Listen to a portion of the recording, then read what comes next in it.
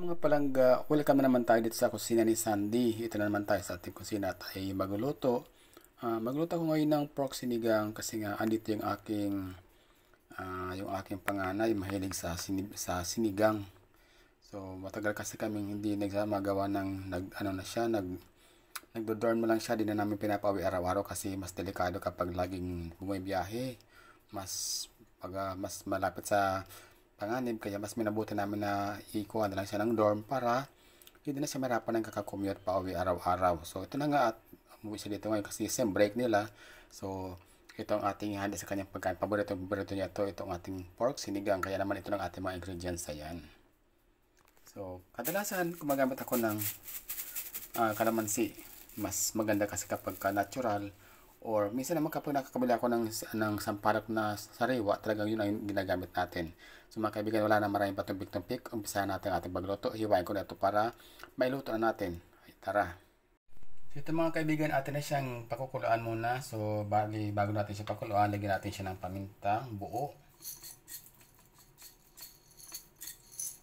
At talagyan ko na rin siya ng asin.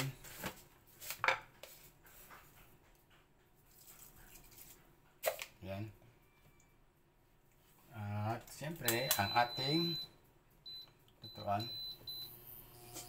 At takpan natin siya. So hintayin natin na lumambot siya. Tama yan. Pag malambot na siya, saka natin siya lalagyan ng panibagong sabaw para tamang sabaw na natin na ating pagkain. At maglalagay na tayong ating mga karagdagan pang ingredients, mga gulay, mga panimpla at kung ano pa. So mga kaibigan, antayin natin lumambot ang ating pork. So ito na mga kaibigan, at 30 minutes na natin siyang pinakuluan at alam ko malambot itong ating pork, kaya magdadagdag na tayo ng ating mga ingredients.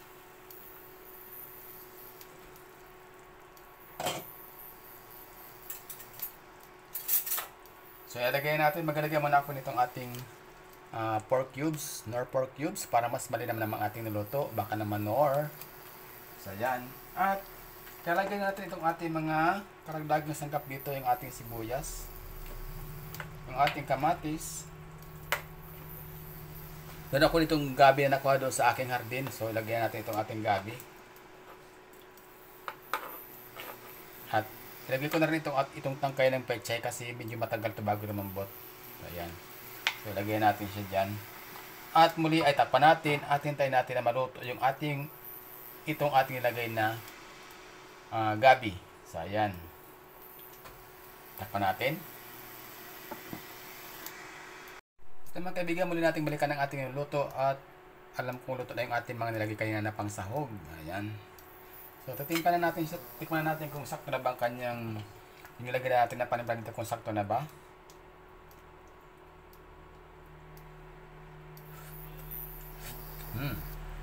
Sakto lang. So dahil sakto ng kanyang lasa, ilagay natin itong ating sili.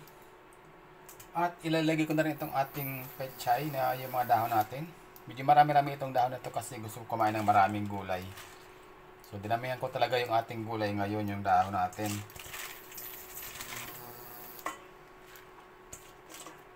Minsan kasi pagka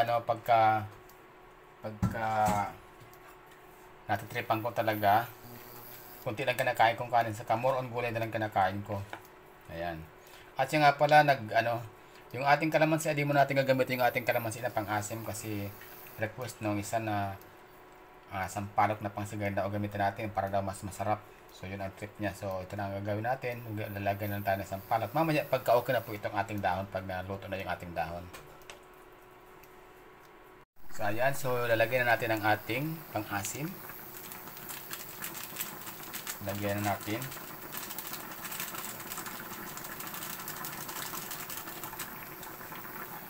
At tikman natin kung okay na. Balansin natin yung lasa niya kung okay na ba siya. Pag okay na siya, pwede natin patayin itong ating apoy.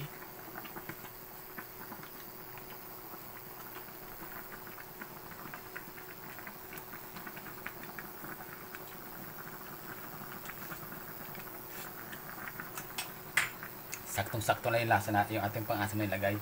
So okay na siya mga kaibigan, pwede natin patayin ang ating apoy dahil luto na yan. So ito na mga kaibigan ng ating yummy pork sinigang. So ayan. So ang ganda-ganda ng kulay ng gabi kasi kulay purple yung ating laman ng gabi. Yung ano kasi yan, yung laman ng gabi na ginagawang laing, yun ang ating nilagay dyan mga kaibigan. So wala na akong ibang nilagay dyan na gulay, di na ako naglagay ng okra kasi di ako nakabili ng okra. So yan na lang ang ating nilagay dyan, sili, gabi at yung ating pechay. At siyempre yung ating main ingredient na pork. So ito naman kaibigan ang ating naging output at ako'y nagugutom na naman sa amoy ng aking niluto. Kaya mga kaibigan, abay hindi ko na ito patagalin pa dahil ako'y talagay gutom na. So ano ba ang aking sasabihin kundi magkapaalam na ako sa inyo mga kaibigan. Maraming salamat sa inyong patuloy na pagsubaybay sa aking mga vlogs sa inyong support ng mga kaibigan dyan sa YT. So bago ako tuloy magpaalam, siyempre ang aking laging iniiwanan ay huwag gawin komplikadong buhay, mamuhay ng simple at masaya. Bye bye and God bless everyone. See you again on my next vlog.